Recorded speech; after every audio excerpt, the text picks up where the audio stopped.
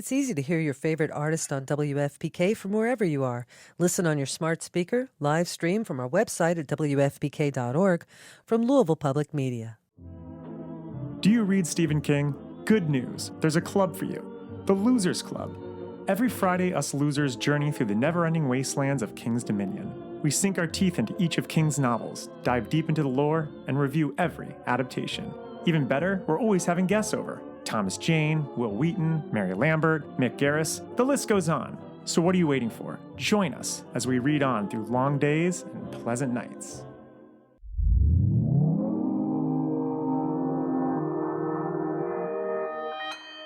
Consequence Podcast Network.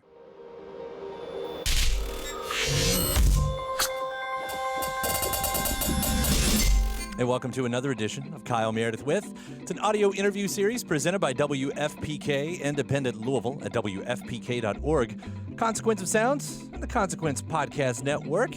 Big thanks to all the subscribers who check us out every single week, multiple times a week. There's new interviews debuted every Monday, Wednesday, and Friday.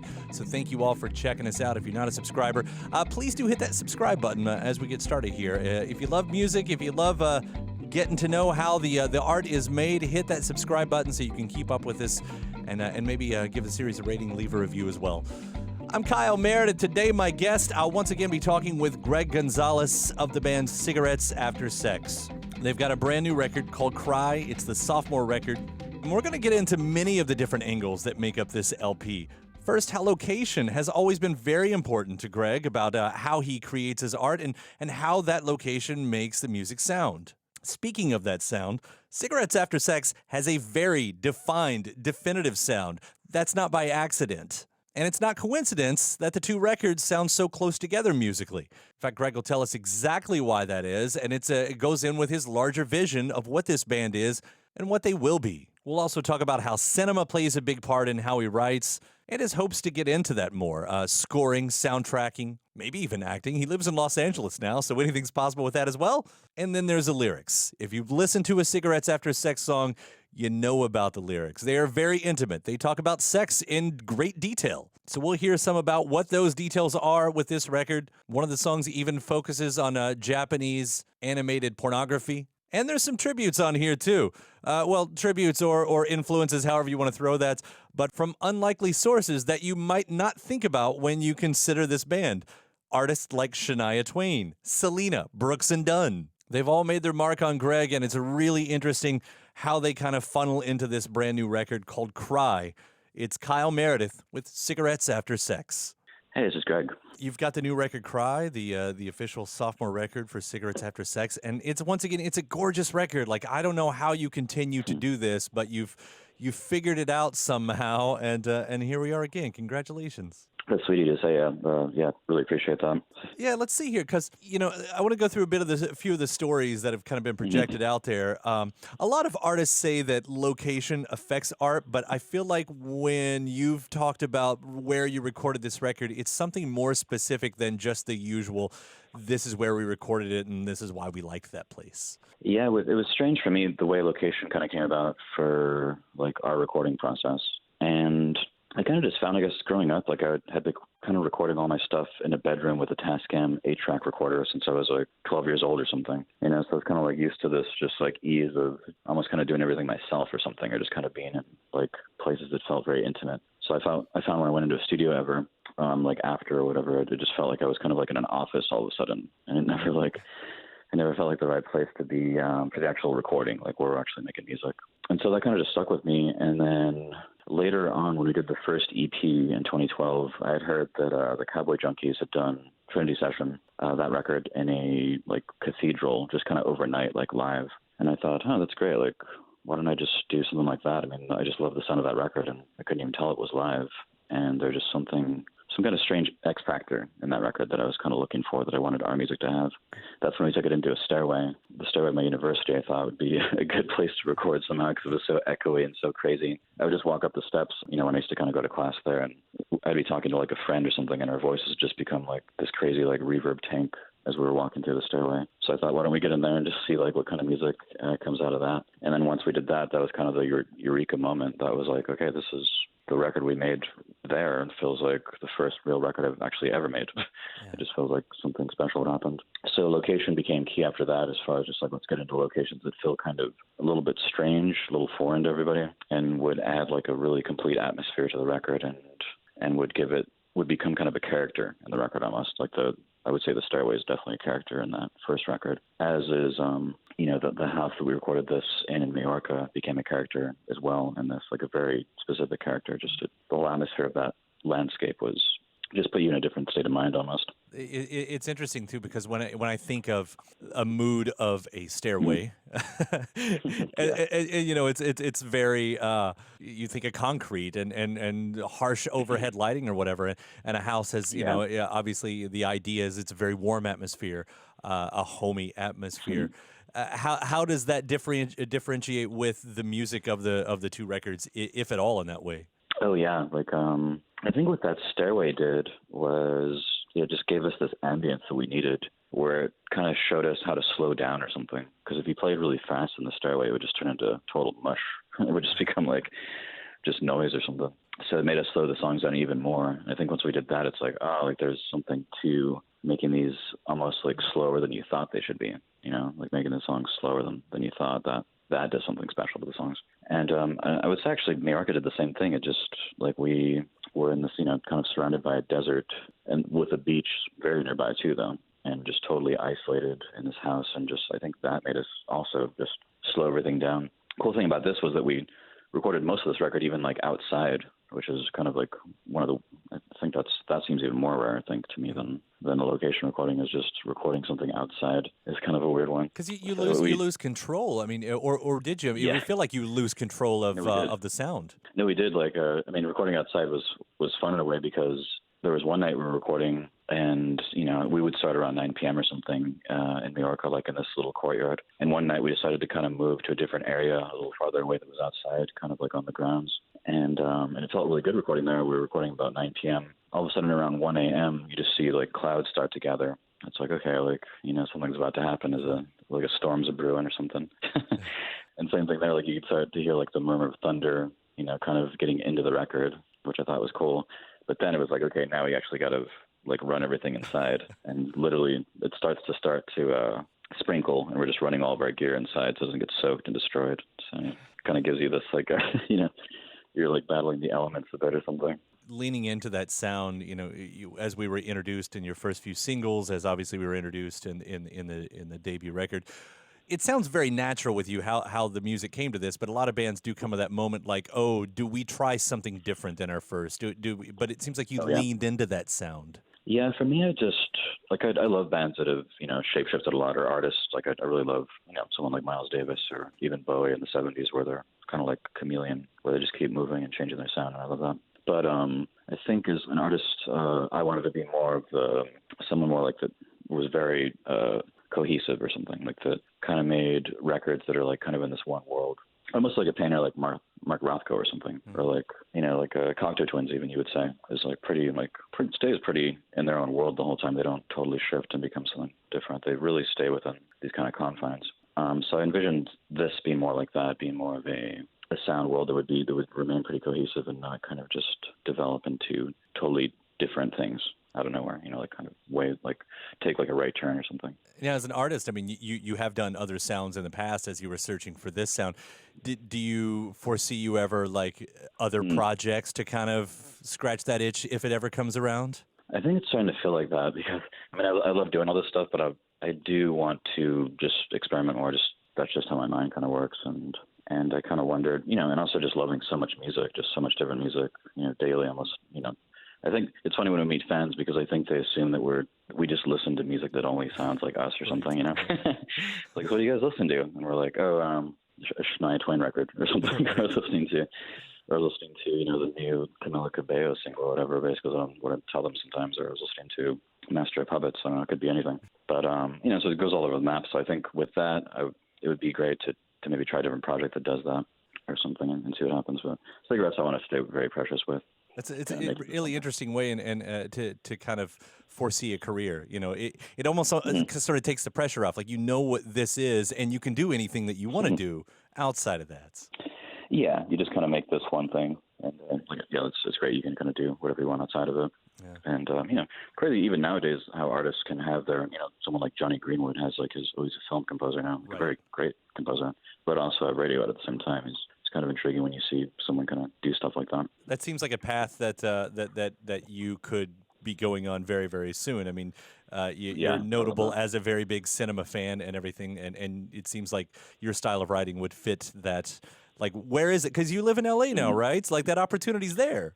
Totally. And I think I love New York. We're in New York right now, and I'm just like savoring every moment of, walking down the street again in Williamsburg and just kind of having New York fall is great. But I think part of the move to go to LA is to actually maybe see how things would work if I tried to get more involved with cinema somehow, more involved with whatever's happening in filmmaking in LA. And see if it makes any impact on me or see if it does anything pretty much. Because proximity is everything with that type of career. Definitely. Yeah, it's going to be something to it. I can't pass up. You did mention Shania Twain. You talked about Shania before and Selena. What was their influence on this record? Because that's two I would not have expected to have heard you talk about. Yeah, no, it's strange, and it's almost like the way that it's hard for me not to just. There's things that I think would seem kind of random, or especially with fans, I think they'll be like, really, like, is that why like Shania Twain, why Selena and stuff like that. But it's almost the same kind of conversation as why did we cover Speedwagon, or why did we cover Brooks and Dunn, with Neon Moon and all that. And it's really just like I'm just reacting to genuine emotions that I've had and saying like this is an influence for me. Like how do I take that influence and make it into my soul writing, like the thing that I'm putting all my writing into, which is cigarettes right now. And it's weird because I'd grown up listening to music like Selena and the music of Shania Twain, but I can't say I was into it in high school or anything, or when it was around. So during that time, I was more focused on trying to, listen to bands that were kind of outside the norm, and I wasn't really trying to go for mainstream things.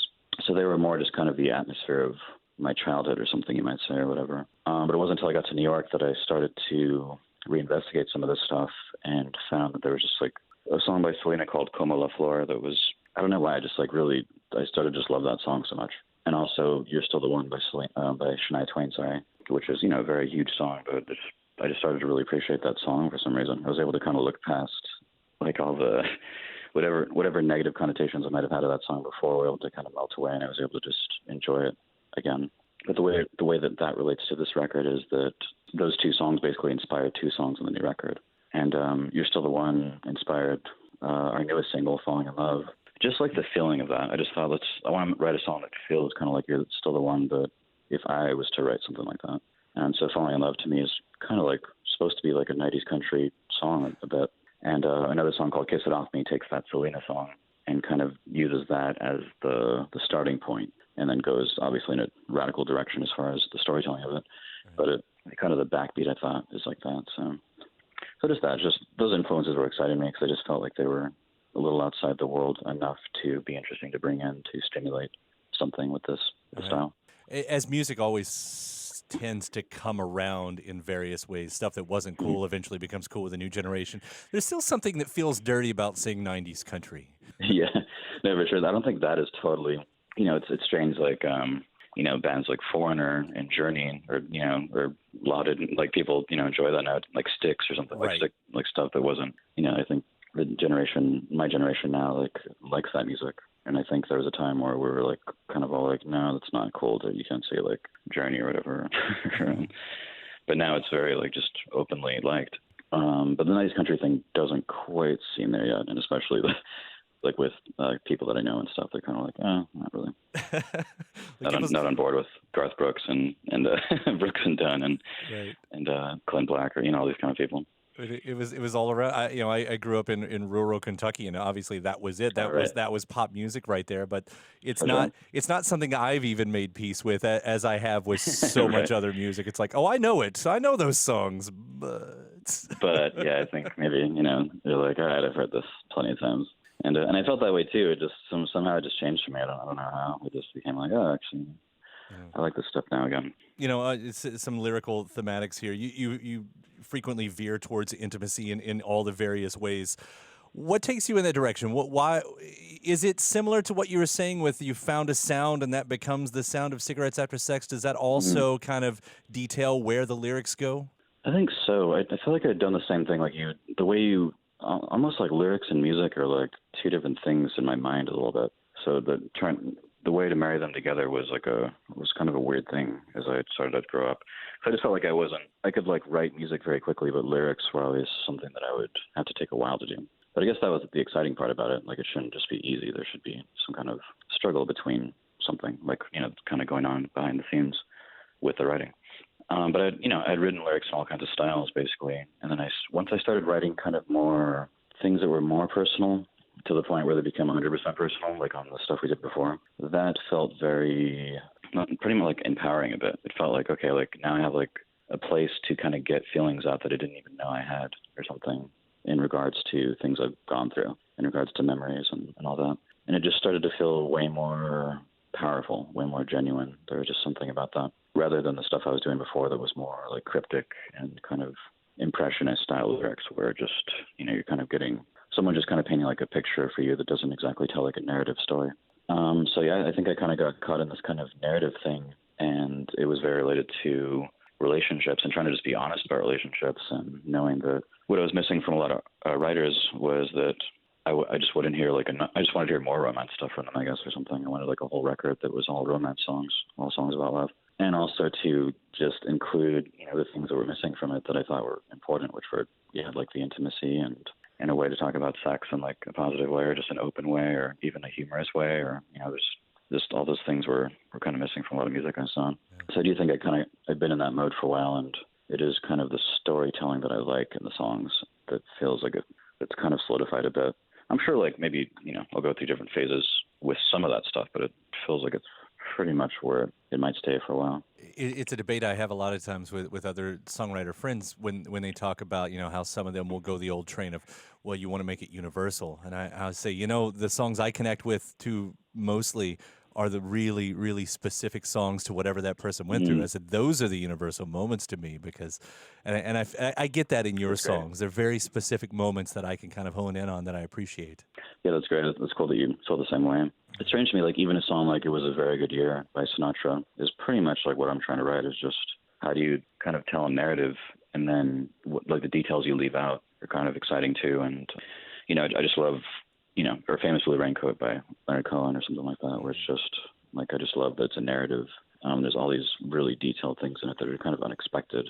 So that was a big one. Just even the title of that song is very strange, first of all. I should ask about one specific too. What is, since we're talking specifics, what is hentai? Am I saying it right? Hentai? Yeah, hentai. That's funny. Well, hentai is just like, hentai is pretty much animated, pornography from Japan.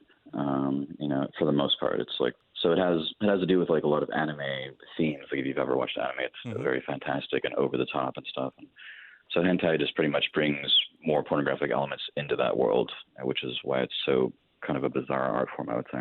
If you even want to call it that. I think some people would say, how do you even call porn an art form, or do you call it just say that it's pornographic completely? It's kind of a strange debate, I think, that kind of has been going on through the years.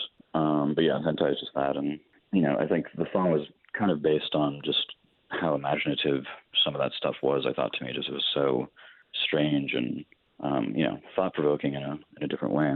But also the song, too, is kind of just about how it was about a relationship where when it was starting, there was an openness to kind of be able to talk about anything in that relationship. Mm-hmm. Like the setting was that we were completely like, we had the same like kind of thoughts. Like there was an open space to just like say like any way we felt. It was very intimate immediately. Isn't that interesting? The longer we know each other, the less we tend to reveal. Yeah, I think, you kind of get like, we don't. So right in that moment, right at the start of it, it was right at the start of that relationship. It was, let's just talk about concepts that were letting, kind of sparking our imagination or our minds. Well, it's very interesting how you've kind of funneled that into a song, especially with the dual meanings there, as you do with so many of these. Greg, I love this record so much, and I always enjoy what you put out, man. And again, congratulations. Cry is beautiful. Thanks. I really appreciate that. It's lovely to hear. And it's a pleasure to talk about it. Yeah, man. I can't wait to catch what this sounds like live, too, out on the tour. And otherwise, thank you for the conversation today and diving into it with me. It's been a really great time, so I hope to see you soon. All right, man. Well, otherwise, take care. We'll see you around. Yeah, take care. Thanks so much. Bye. Bye. My thanks, Greg Gonzalez. The brand new Cigarettes After Sex record is called Cry, and it's out now. Now let's head back just a couple years to when Cigarettes After Sex were about to release their debut record. That's the first time I caught up with Greg Gonzalez, and in this interview, we got to discuss the reason it had taken the better part of a decade that included sound shifts, a handful of singles, and a few broken hearts to arrive where they did. It's part 2 of Kyle Meredith with Cigarettes After Sex. Well, first off, I will say congratulations. After 10 years of being an artist, you now have your debut album, and it's gorgeous. Great, yeah, thanks a lot. Appreciate that. I'm sure that's not lost on you how interesting that really sounds, having been an artist for as long as you have. But what's the story Not there? at all. I'm sure you've been asked this too. What's the story there? I think it was just a matter that I had just been playing, music since I was about 10 years old and had kind of a lot of bands, and then finally had, Cigarettes. But that band just had such a long transformation. It started off sounding nothing like it sounds now. It sounded like it was really inspired by like Erasure and New Order and kind of like 80s Madonna singles. And then, then it kind of got much darker as time went on. I got into a lot of different music and things like that. Mm-hmm. So I think it was just the sound wasn't quite there. It just took quite a while for everything to, perform the way it needed to.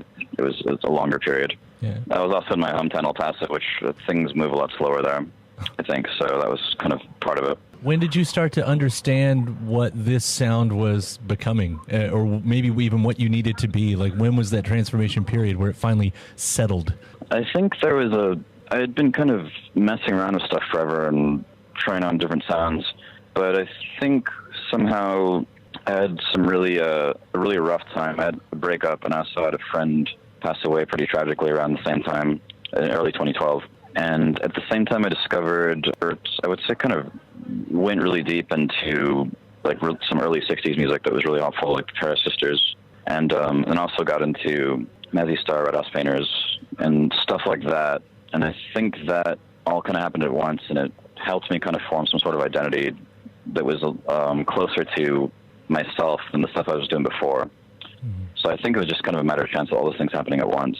Also the Cowboy Junkies, Trinity Session, that record, philosophically was a big deal. So it was like almost kind of like lightning struck at that moment, and my life was changed, and also all the music that I used for salvation went really deep at that moment because I was very open, and it really cut really deep. So I think that's kind of maybe has something to do with it. You and I are both, I think, big soundtrack fans because from what I've read a few times, like they've been a really important part of my life and my musical moments and everything. And when I listen to your record, like I get that sense that there is a quality to it that reminds me of that. And I don't know if you went for it like that to find that kind of soundtrack, stream, but still trying to make it sound like your own album, I guess, right?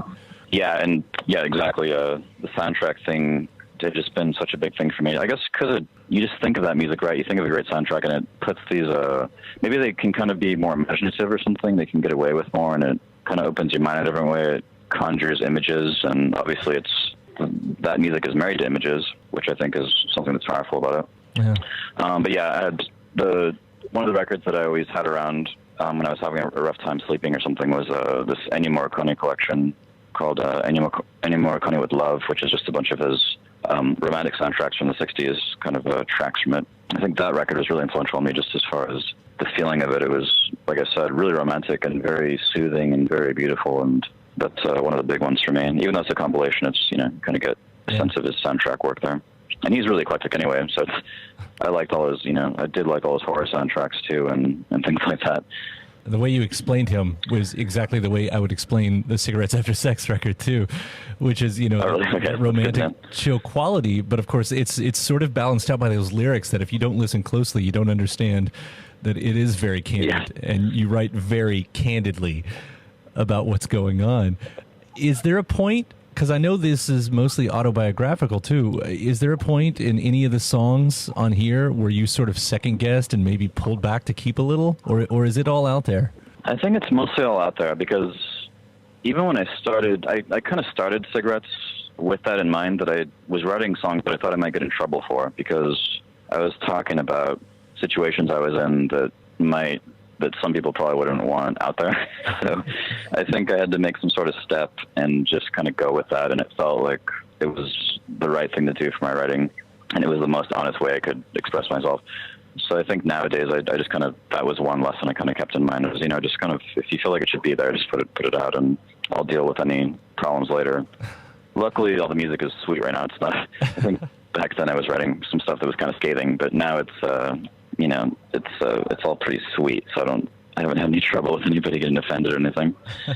But no, I like to just be honest about things, and it seems like people seem to enjoy the honesty, and it seems like it's good for me as well. So it seems to work out. I mean, you can even see when artists don't put it all out there, and it's kind of a letdown. Like, especially, away from music, the autobiographies and stuff. You're like, man, I know you're skipping over something, and it's the stuff that we want to hear. Totally. Yeah, like I think there was some of these autobiographies I read that weren't as interesting. Like I was kind of reading like Paul McCartney's, and I'm like, it was really clinical, Mm-hmm. So it was just kind of talking about, you want to hear more about like Patti Smith's autobiography. Like, if that makes more sense. Like, that's very honest, like that kind of vibe. So I respond to that. It sounds like you're saying the same thing for sure. Definitely. Well, again, I do love this record and everything that's kind of led up to it. So thanks, man. I appreciate you taking the time. I'll let you get back in there to whatever's going on in the club. Sure. But congratulations on 10 years a debut. Yeah, that's great. Thank you. Appreciate that. All right. Take care, Greg. All right, take it easy. Thanks. Cigarettes After Sex, that's back from a 2017 interview where Greg and I got to talk about that debut album. And again, thanks to Greg for the latest conversation. And thanks to you for checking out the episode as well. Before you get out of here, again, if you're not subscribed, please do hit that subscribe button right now. You can do so wherever you get your favorite podcast from. That does include iTunes, Apple Podcasts, Spotify, YouTube, Podchaser, Stitcher, all the others as well. Just type in Kyle Meredith hit that subscribe button. And if you're already a subscriber, hopefully you can give the series a rating, leave a review, or if you're on YouTube, just something in the comment box. Maybe about what you liked about the interview or the songs. After that, WFPK.org. That's where you can find me Monday through Friday at 6 p.m. Eastern. It's an hour full of song premieres, music news, anniversary spins, and even more interviews. It's WFPK.org. Consequence of Sound, they've got your music and film news. You can also find me at Twitter at Kyle Meredith and Facebook/Kyle Meredith. And that does it for another edition. I'm Kyle Meredith. I'll see you next time.